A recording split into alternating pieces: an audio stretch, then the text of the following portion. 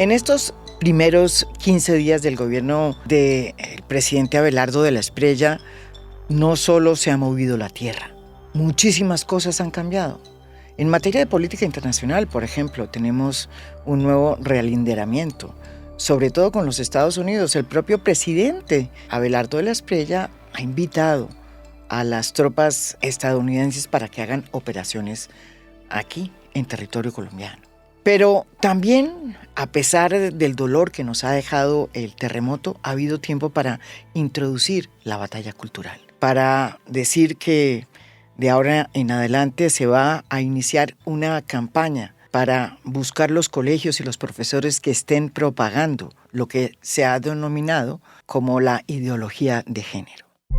No, lo que sucede es que una tarea importante de este gobierno es restaurar principios y valores, sacar la ideologización del país y respetar el derecho de los padres en la educación.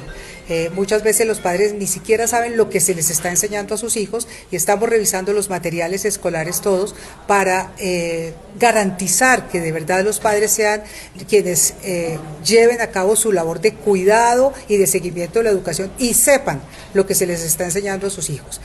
Obviamente ha habido una campaña woke que ha metido una cantidad de sutiles movimientos para apoderarse de la enseñanza y de la educación de los hijos, especialmente el programa de educación sexual integral.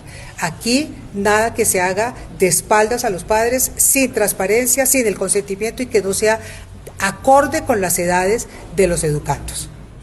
Y se han echado para atrás políticas que fueron parte de la agenda de Gustavo Petro, como por ejemplo la transición energética.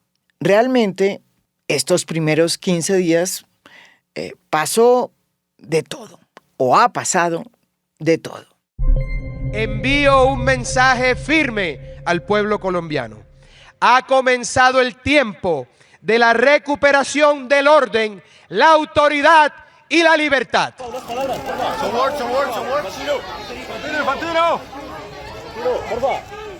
De entrada encomiendo nuestro país al Señor Jesucristo para que nos ayude a salir de esta tragedia y por parte del gobierno toda la disposición, todo el compromiso, la solidaridad con las víctimas.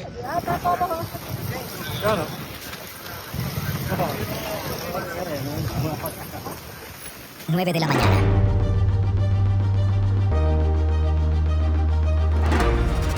Quibdó, Chocó, 3 de la tarde.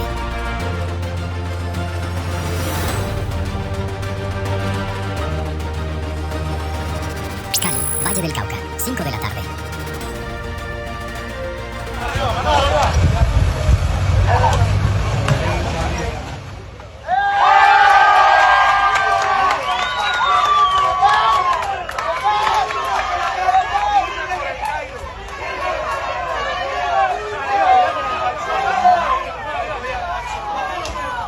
El libro de la verdad no está describiendo hechos aislados en 22 sectores críticos, sino que estamos viendo 9 comportamientos críticos que se repiten con las mismas características en múltiples entidades. Decidí escribir como mi primera impresión para el país América Colombia, mi primera impresión sobre estos primeros 15 días de este gobierno. Y las primeras reflexiones son las siguientes. Abelardo de la Espriella debe sentir que la sacó del estadio en sus primeros 15 días en el poder y que todo le está saliendo a pedir de boca. En medio de la desolación y el dolor que nos ha dejado este terremoto, consiguió meter una agenda impresentable y antidemocrática y sacó por lo menos 3 hitos.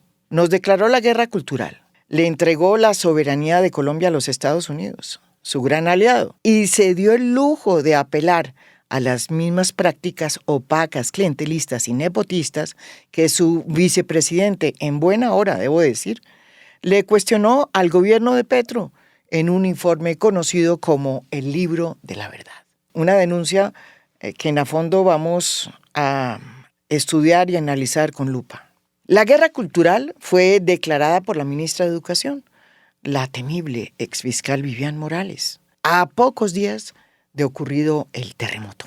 ella, muy oronda, salió a los medios de comunicación a anunciar, sin que ninguno de ellos preguntara nada, una persecución contra profesores y colegios, a los que acusó de estar propagando la ideología de género.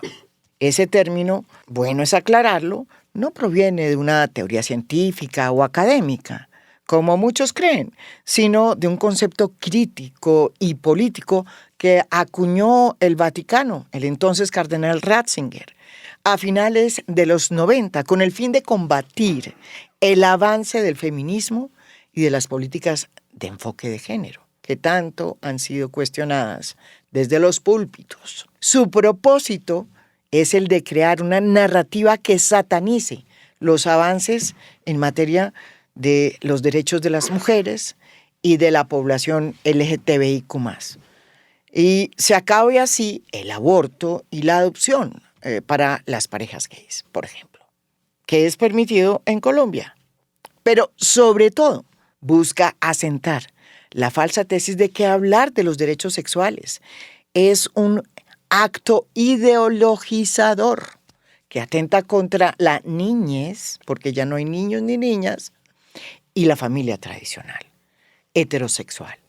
Los que asustan con el coco de la ideología de género pretenden imponer entonces el modelo hegemónico de la familia patriarcal y, repito, de padre y madre, hombre y mujer. En ese modelo, la mujer es considerada como cuidadora del hogar y procreadora de la vida, no más. Poco importa que en Colombia, según el DANE, más de la mitad de las unidades familiares pues sean lideradas por mujeres, mujeres que no tienen marido, que les ha tocado labrarse la vida solas. Y ya lo saben, cerca de 8 millones de mujeres que son cabeza de familia en Colombia pueden terminar invisibilizadas por cuenta de esta guerra cultural que ha desatado Abelardo de la Espriella. La ministra Morales tiene todo el derecho de profesar su credo.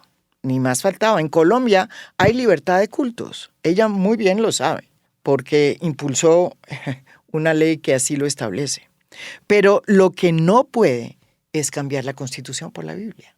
Nuestra Carta dice que somos, y repito, un Estado laico y pluralista que reconoce, protege y garantiza los derechos de las minorías étnicas, culturales y sociales.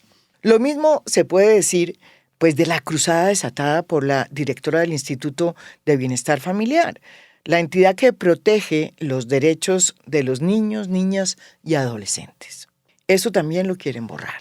Ella ha propuesto suprimir las palabras niñas y niños de todos los folletos y comunicaciones de esa agencia y reemplazarla por niñez, que según ella es más incluyente. No se confundan. Este gobierno no busca incluir, sino excluir e invisibilizar a las niñas con el propósito de borrar sus derechos. Nos quieren devolver a la caverna, pero ¿saben qué? Primero van a tener que pasar por encima de la Constitución del 91 y de una sociedad que ya es consciente de sus derechos, sean de izquierda o de derecha. Y ¿saben qué? No les va a quedar fácil. Además de la guerra cultural, en estos 15 días Abelardo de la Espriella logró otro hito. Le entregó la soberanía colombiana a los Estados Unidos, así, en un hecho histórico que supera con creces otras embarradas monumentales históricas que se han cometido por otras personalidades que han tenido que ver y manejar la diplomacia colombiana, como aquella, por ejemplo, que se cometió en 1952, cuando el presidente interino de Colombia era Roberto Urdaneta. Él le regaló a Venezuela, así como suena, la estratégica Isla de los Monjes, sin haber siquiera contado con el beneplácito del Congreso colombiano. De la Espriella pasará a la historia, además, como el primer presidente que invita a las tropas estadounidenses a que vengan a hacer en Colombia operaciones militares. Un escenario insólito, por lo demás, e indigno, que empuja una puerta que nunca se había abierto porque ni en los tiempos del Plan Colombia se llegó a tanto. Bajo ese programa del Plan Colombia, la presencia de las tropas estadounidenses estuvo siempre acotada y reducida a labores de inteligencia.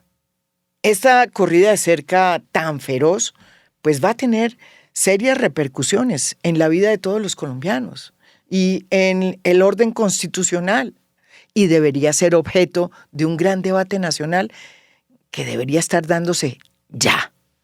El tercer hito es el colmo del cinismo. En estos 15 días, Abelardo de la Espriella armó un gabinete que es un monumento al nepotismo y a la exclusión, y en el que se privilegia, como también lo hizo Petro, a los activistas por encima de los técnicos. Este gobierno terminó dándole a Miguel Gómez y a Nicolás Gómez, el nieto y el bisnieto de el expresidente Laureano Gómez, el expresidente conservador, los puestos de los nunca. Los nunca no aparecen.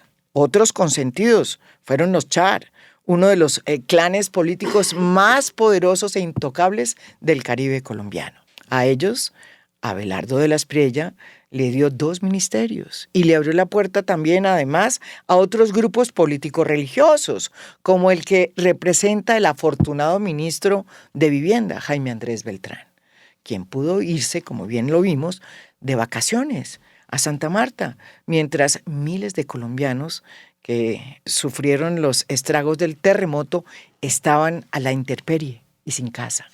También hubo puestos para activistas inexpertos, como los que tuvo Petro, repito, y que tanto fueron criticados. Pero también para los socios del bufete del presidente, muchos de ellos terminaron muy bien ubicados. Para su primo, que ahora es el capellán de Palacio, y hasta para su ex esposa. La cereza en el pastel fue la fundación de la esposa del presidente, la primera dama, Ana Lucía Pineda, creada un mes antes de la posesión de su marido. Tras el terremoto, pues empezó a recaudar dineros públicos y privados para ayudar a las víctimas de semejante desgracia, y desde luego la plata empezó a llegar a raudales.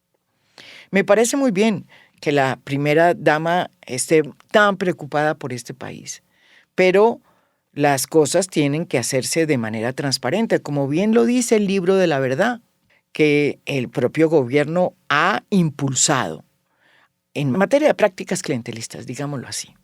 Pues hoy no se sabe cuánto ha recaudado esa fundación ni en qué lo está invirtiendo, porque saben que nadie se atreve a exigir ninguna transparencia. El gobierno de Petro no fue transparente y esperamos que este sí lo sea. Bueno, y yo me pongo a pensar, si a Verónica Alcocer le hubiera dado por hacer lo mismo cuando se produjeron al comienzo de ese gobierno las inundaciones famosas que tantas víctimas ocasionaron, pues los mismos que hoy se quedan callados ante la falta de transparencia de la primera dama ya la habrían crucificado. Y con razón. Estos hitos que tanto está valorando este gobierno, pues son, hay que decirlo, un desacierto monumental, que debería además producir una gran ola de indignación nacional. Sin embargo, quienes hasta hace poco se rasgaban las vestiduras y se oponían a la constituyente de Petro que en mala hora propuso y se erigían como defensores de la Constitución del 91, ¿se acuerdan? Hoy callan. Están en silencio. Unos no hablan porque quieren pasar de agache. No están de acuerdo, le dicen a uno, lo confiesan, con esas agendas antidemocráticas, pero les puede más su odio a Petro. Otros, como el constitucionalista rimbombante Mauricio Gaona, lo silenciaron desde que le dieron un puesto. Los expresidentes han optado por no reclamarle al presidente por la entrega que hizo de la soberanía colombiana a los Estados Unidos. Y los intelectuales, con algunas excepciones, andan todavía descifrando el momento. A los empresarios, pues, la guerra cultural les resulta irrelevante mientras no afecte sus negocios. Y a la izquierda, que aún no se ordena como oposición, pues le falta autoridad moral y ética para exigirle transparencia al gobierno de Abelardo de la Espriella. Yo sé que este país, tan dolido y triste como está hoy, pronto va a salir a defender la Constitución del 91, de quienes la quieren cambiar por la Biblia. Y va a cobrarle a este nuevo gobierno su falta de empatía y su indolencia.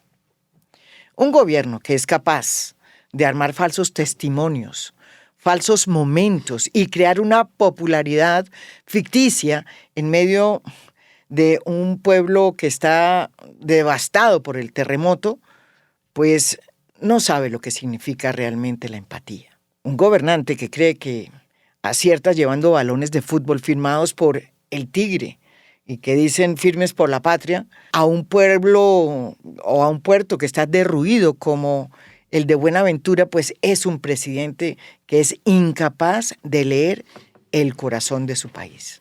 Ojalá que Abelardo de la Espriella salga y se meta más con el pueblo y entienda qué es lo que pasa, porque nadie quiere que nos vaya mal. En estos 15 días, este es mi resumen.